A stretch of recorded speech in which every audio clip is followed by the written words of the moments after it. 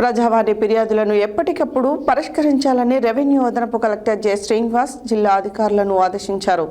ప్రజావాణి కార్యక్రమంలో భాగంగా సోమవారం ఆయన కలెక్టర్ కార్యాలయ సమావేశ మందిరంలో ప్రజల వద్ద నుండి ఫిర్యాదులను స్వీకరించారు.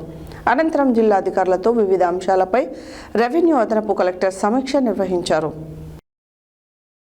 ప్రజావాణి కార్యక్రమంలో భాగంగా సోమవారం రెవెన్యూ అదనపు కలెక్టర్ జె శ్రీనివాస్ కలెక్టర్ కార్యాలయ సమావేశ మందిరంలో ప్రజల వద్ద నుండి ఫిర్యాదులను స్వీకరించారు.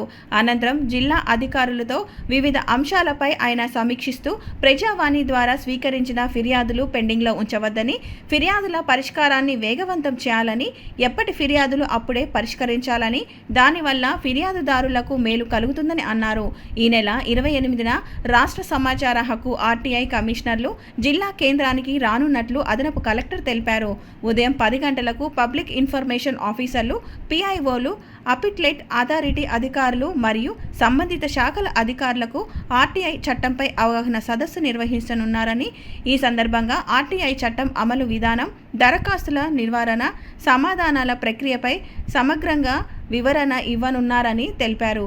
జిల్లా అధికారులు తప్పనిసరిగా ఈ సమావేశానికి హాజరు కావాలని, ముఖ్యంగా సెక్షన్ 4(1)(b) కింద వెల్లడించవలసిన సమాచారాన్ని ముందుగానే సవీకరించి సిద్ధంగా ఉంచాలని ఆదేశించారు. ప్రస్తుత సంవత్సరంలో ఇచ్చిన ఆర్టీఐ దరఖాస్తుల వివరాలను నమోదు చేయాలని, లేని పక్షంలో నిల్గా నమోదు చేయాలని స్పష్టం చేశారు.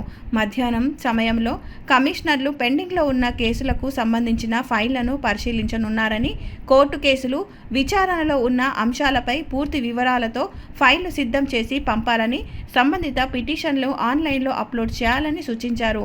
మిర్యాలగూడ సబ్ కలెక్టర్ నారాయణ అమిత్, స్థానిక సంస్థల ఇన్ఛార్జ్ అదనపు collector Y Ashok Reddy, Chandur RDO Sridevi, Devarakonda RDO Ramana Reddy, జిల్లా అధికారులు హాజరయ్యారు.